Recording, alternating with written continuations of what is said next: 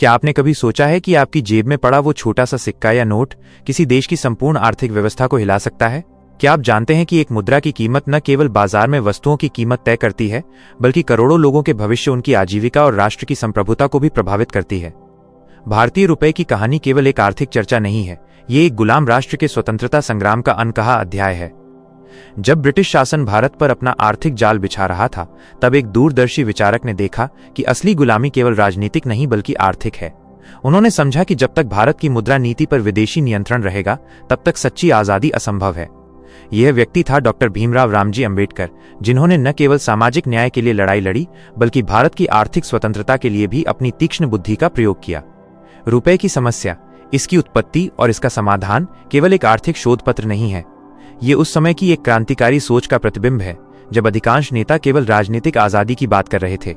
अंबेडकर ने देखा कि ब्रिटेन किस तरह भारतीय मुद्रा प्रणाली का दुरुपयोग करके देश की संपत्ति को लूट रहा था। उन्होंने समझा कि स्वर्ण मानक और रुपए के बीच का जटिल रिश्ता कैसे भारत को आर्थिक रूप से कमजोर बना रहा था। इस पुस्तक में छुपे हुए सत्य आज भी उतने ही प्रासंगिक हैं जितने 100 साल पहले थे। जब आज हम वैश्विक मुद्रा युद्ध की बात करते हैं, जब डॉलर के वर्चस्व पर सवाल उठते हैं, जब क्रिप्टो करेंसी जैसी नई चुनौतियों का सामना करते हैं, तब अंबेडकर के विचार हमें दिशा दिखाते हैं। उन्होंने दिखाया कि मुद्रा केवल विनिमय का माध्यम नहीं है, बल्कि राष्ट्रीय शक्ति का प्रतीक है। ये पुस्तक उन लोगों के लिए अमूल्य है जो समझना चाहते हैं कि आर्थिक नीतियां कैसे बनती हैं, मुद्रा की शक्ति क्या होती है और एक विकासशील राष्ट्र कैसे अपनी आर्थिक संप्रभुता की रक्षा कर सकता है। अंबेडकर की ये कृति केवल इतिहास की किताब नहीं है, बल्कि आज की आर्थिक चुनौतियों का समाधान खोजने की एक मार्गदर्शिका है। तो क्या आप तैयार हैं उस यात्रा के लिए जहां अर्थशास्त्र और स्वतंत्रता संग्राम का अनूठा मिलन होता है? क्या आप जानना चाहते हैं कि एक महान विचारक ने कैसे रुपए की समस्या के समाधान में पूरे राष्ट्र का भविष्य देखा था? नमस्ते दोस्तों, स्वागत है आपका audio books by Indwar YouTube channel में। आज की ऑडियो बुक है the problem of the rupee book by Bhimrao Ramji Ambedkar, इसकी उत्पत्ति और इसका समाधान। तो चलिए शुरू करते हैं आज के बुक पर आधारित एक काल्पनिक कहानी। चेन्नई की भीड़भाड़ वाली सड़कों पर खड़ा होकर राकेश चौधरी अपने आसपास की अराजकता को देख रहा था। 30 साल का ये युवा अर्थशास्त्री पिछले 5 वर्षों से तमिलनाडु सरकार के वित्त विभाग में काम कर रहा था, लेकिन आज वो पहले से कहीं अधिक परेशान था। उसके हाथों में एक रिपोर्ट थी जो राज्य की बिगड़ती आर्थिक स्थिति को दर्शा रही थी। ये तो शुरुआत है, राकेश ने मन ही मन सोचा। अगर हमने अभी कुछ नहीं किया तो आने वाले वर्षों में ये समस्या और भी गंभीर हो जाएगी। उसे याद आया कि कैसे पिछली बैठक में उनके वरिष्ठ अधिकारी ने कहा था कि मुद्रा की समस्या एक अस्थायी मामला है, लेकिन राकेश जानता था कि यह कोई साधारण बात नहीं थी। उसके दफ्तर में वापस पहुंचकर राकेश ने अपने डेस्क पर बिखरे हुए कागजों को देखा। हर एक रिपोर्ट, हर एक आंकड़ा एक ही बात कह रहा था कि राज्य की मुद्रा व्यवस्था में कुछ मौलिक गलतियां हैं। वो जानता था कि इस समस्या की जड़ें बहुत गहरी हैं और इसका समाधान केवल तात्कालिक उपायों से नहीं हो सकता। राकेश, तुम फिर से उन्हीं फाइलों में खोए हुए हो? उसके सहयोगी अनिल ने आवाज लगाई। चलो आज शाम को घर जाकर आराम करो, कल फिर सोचेंगे इन सब बातों के बारे में। राकेश ने सिर हिलाया। अनिल, तुम्हें लगता है कि यह समस्या कल तक रुक जाएगी? देखो, हमारे राज्य में गरीबी बढ़ रही है, बेरोजगारी बढ़ रही है और हम यहां बैठकर सिर्फ रिपोर्ट्स बना रहे हैं। कुछ तो करना होगा। अनिल ने कंधे उचकाए। यार, हम सिर्फ सरकारी कर्मचारी हैं, नीति बनाना हमारा काम नहीं है। लेकिन राकेश के मन में एक आग सुलग रही थी। उसे लगता था कि वो कुछ बड़ा कर सकता है, कुछ ऐसा जो न केवल तमिलनाडु बल्कि पूरे देश के लिए उदाहरण बन सके। उस रात घर पहुंचकर वो अपनी पत्नी प्रिया के सामने अपनी परेशानी रखता है। प्रिया, मुझे लगता है कि हमारी मुद्रा व्यवस्था में कुछ मूलभूत खामियां हैं, राकेश ने रात के खाने की मेज पर बैठकर कहा। लोग समझते हैं कि यह सिर्फ एक तकनीकी मामला है, लेकिन इसका प्रभाव समाज के हर वर्ग पर पड़ता है। प्रिया ने प्यार से उसका हाथ पकड़ा। राकेश, तुम हमेशा से ही इन बड़ी समस्याओं के बारे में सोचते रहते हो, लेकिन क्या तुमने कभी सोचा है कि तुम अकेले इतनी बड़ी व्यवस्था को कैसे बदल सकोगे? मैं जानता हूं कि यह आसान नहीं है, राकेश ने दृढ़ता से कहा, लेकिन हर बदलाव की शुरुआत किसी एक व्यक्ति के सपने से ही होती है। मैं कम से कम एक विकल्प तो प्रस्तुत कर सकता हूं। अगले कुछ महीनों में राकेश ने अपना सारा वक्त इस समस्या के अध्ययन में लगाया। वो समझ गया था कि मुद्रा की समस्या केवल एक आर्थिक मुद्दा नहीं है, बल्कि ये सामाजिक न्याय और समानता से भी जुड़ा हुआ है। उसने देखा कि कैसे गरीब लोगों को महंगाई का सबसे ज्यादा नुकसान उठाना पड़ता है, कैसे मध्यम वर्गीय परिवार बचत करने में असमर्थ हो जाते हैं। एक दिन उसकी मुलाकात डॉक्टर रमेश से हुई, जो चेन्नई के एक प्रतिष्ठित आर्थिक संस्थान के निदेशक थे। डॉक्टर रमेश ने राकेश के विचारों को सुना और प्रभावित हुए। राकेश, तुम्हारे पास दिलचस्प विचार हैं, डॉक्टर रमेश ने कहा, लेकिन क्या तुम जानते हो कि इस तरह की आर्थिक नीतियों को लागू करना कितना मुश्किल है? सरकार, बैंक, व्यापारी, सभी को साथ लेकर चलना पड़ता है।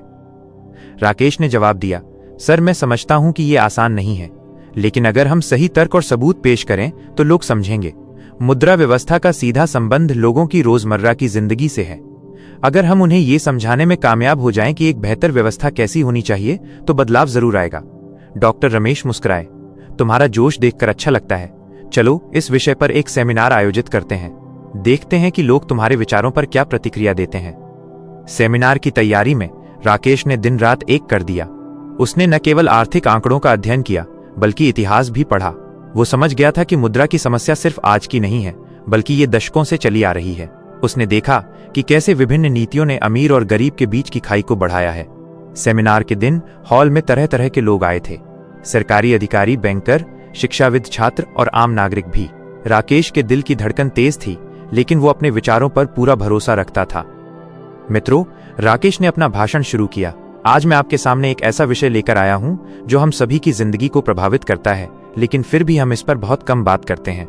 मुद्रा व्यवस्था सिर्फ एक आर्थिक मामला नहीं है, ये सामाजिक न्याय का मामला है। उसने समझाया कि कैसे मौजूदा मुद्रा व्यवस्था में कुछ मौलिक कमियां हैं जो गरीबी और असमानता को बढ़ावा देती हैं। उसने ठोस उदाहरण दिए, आंकड़े प्रस्तुत किए और विकल्पों के बारे में बताया।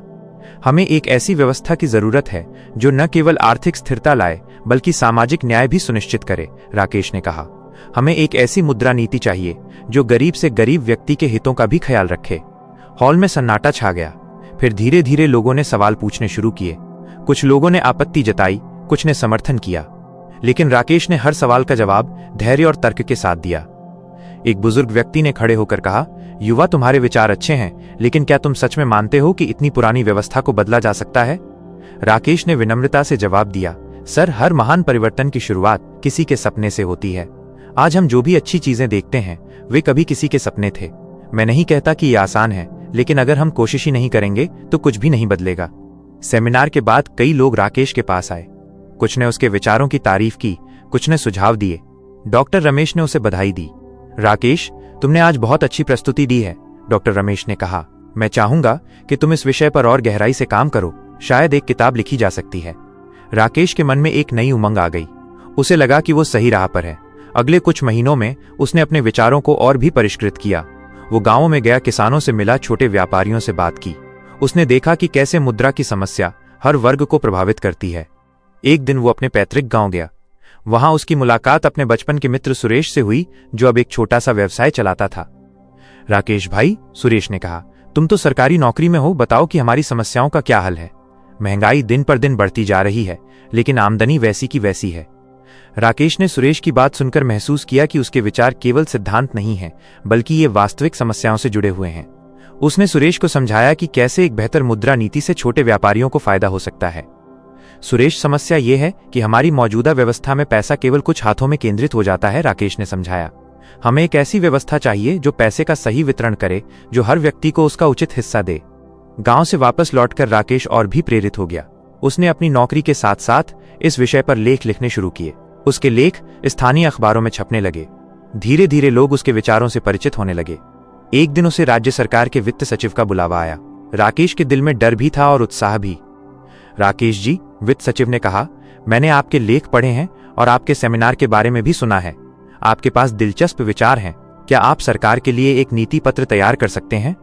राकेश के लिए ये एक सुनहरा अवसर था। उसने तुरंत हाँ कह दिया। अगले कुछ महीनों में उसने दिन रात मेहनत करके एक विस्तृत नीति पत्र तैयार किया। उसमें उसने न केवल समस्याओं की पहचान की थी, बल्कि व्यावहारिक समाधान भी सुझाए थे। जब उसका नीति पत्र सरकार के सामने प्रस्तुत हुआ तो मिश्रित प्रतिक्रिया आई। कुछ अधिकारियों ने इसे क्रांतिकारी बताया तो कुछ ने इसे अव्यावहारिक कहा, लेकिन राकेश निराश नहीं हुआ। उसे पता था कि बदलाव में समय लगता है। उसी दौरान उसकी मुलाकात एक वरिष्ठ पत्रकार श्री विजयन से हुई। श्री विजयन ने राकेश के विचारों पर एक लंबा लेख लिखा, जो राज्य भर में चर्चा का विषय बन गया। राकेश जी, श्री विजयन ने कहा, आपके विचार निश्चित रूप से प्रगतिशील हैं, लेकिन आपको यह भी समझना होगा कि स्थापित हितों के विरुद्ध जाना आसान नहीं है। आपको धैर्य रखना होगा। राकेश ने जवाब दिया, सर, मैं जानता हूं कि यह लंबी लड़ाई है, लेकिन अगर हम सही बात कहना ही छोड़ देंगे तो फिर बदलाव कैसे आएगा? मैं कम से कम ये तो कर सकता हूं कि लोगों के सामने एक विकल्प रखूं। धीरे धीरे राकेश के विचार लोकप्रिय होने लगे। विश्वविद्यालयों में उसके विचारों पर चर्चा होने लगी। छात्र उसके लेक्चर सुनने आते थे। युवा अर्थशास्त्री उससे सलाह लेते थे। एक दिन प्रिया ने उससे कहा, राकेश, देखो तुमने कितना कुछ हासिल किया है। 5 साल पहले तुम सिर्फ एक सरकारी कर्मचारी थे और आज तुम्हारे विचारों पर पूरे राज्य में बहस हो रही है। राकेश मुस्कुराया। प्रिया, ये तो शुरुआत है। मेरा असली सपना तब पूरा होगा जब ये विचार नीति का रूप लेंगे, जब वास्तव में गरीब लोगों की जिंदगी में बदलाव आएगा। उसी समय उसे पता चला कि केंद्र सरकार एक नई आर्थिक नीति पर काम कर रही है और वे विभिन्न राज्यों से सुझाव मांग रहे हैं। राकेश के लिए ये एक और बड़ा अवसर था। उसने अपने सभी विचारों को एक व्यापक प्रस्ताव में ढाला और केंद्र सरकार को भेजा। महीनों बाद उसे पता चला कि उसके कुछ सुझावों को नई नीति में शामिल किया गया है। उस दिन राकेश को एहसास हुआ कि वो अपने सपने के कितना करीब पहुंच गया है, लेकिन उसे ये भी पता था कि ये यात्रा अभी समाप्त नहीं हुई है। एक सच्चा परिवर्तन तब आता है जब विचार व्यवहार में बदल जाते हैं, जब नीतियां लोगों की जिंदगी को बेहतर बनाती हैं। आज राकेश चौधरी न केवल एक सरकारी अधिकारी है, बल्कि एक विचारक भी है, जिसके विचारों ने समाज में बहस छेड़ी है। वो जानता है कि उसका काम अभी पूरा नहीं हुआ है। हर दिन वो नई चुनौतियों का सामना करता है, नए विरोधों से निपटता है, लेकिन उसके अंदर की आग अभी भी सुलग रही है। वो जानता है कि सच्चा बदलाव तब आएगा जब हर व्यक्ति को लगेगा कि आर्थिक व्यवस्था उसके लिए है, उसके विरुद्ध नहीं। जब तक ये नहीं होता, राकेश चौधरी का संघर्ष जारी रहेगा। उसकी कहानी हमें ये सिखाती है कि कोई भी व्यक्ति, चाहे वो कितना भी साधारण हो, अगर उसके पास दृढ़ विश्वास और सच्चे इरादे हों तो वो समाज में बदलाव ला सकता है।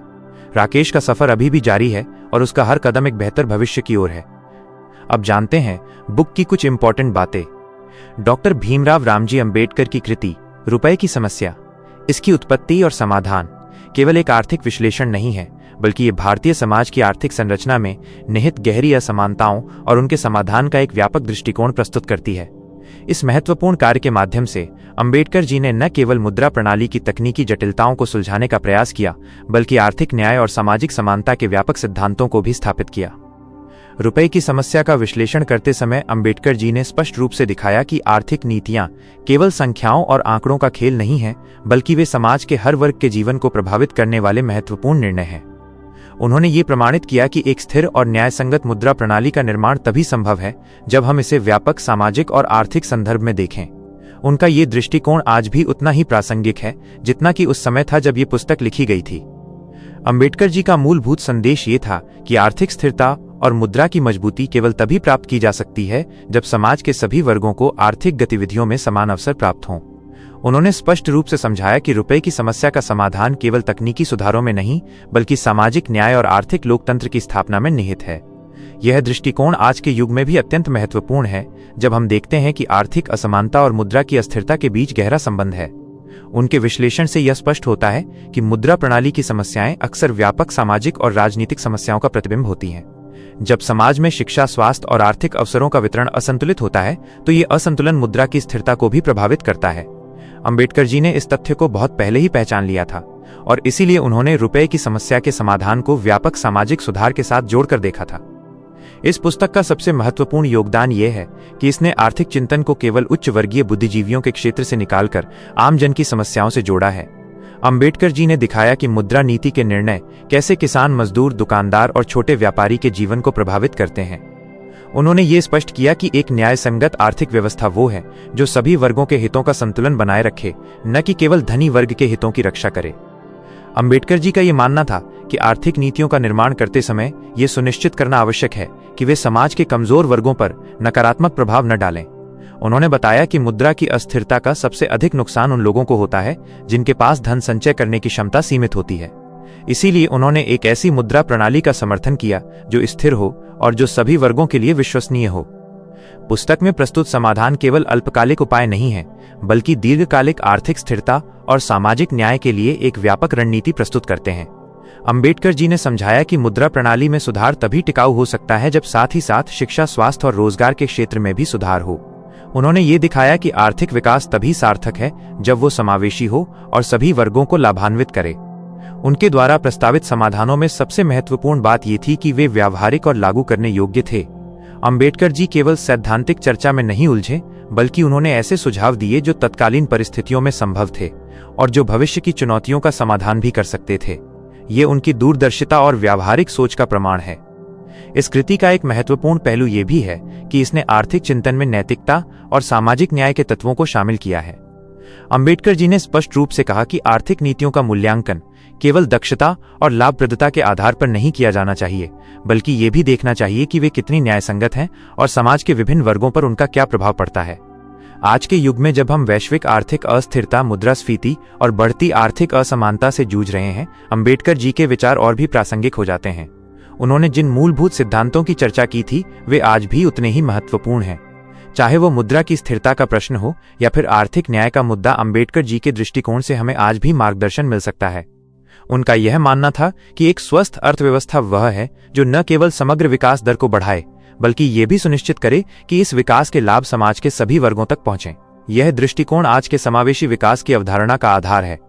अंबेडकर जी ने बहुत पहले ही इस बात को समझ लिया था कि आर्थिक वृद्धि तभी सार्थक है जब वो सामाजिक न्याय के साथ हो।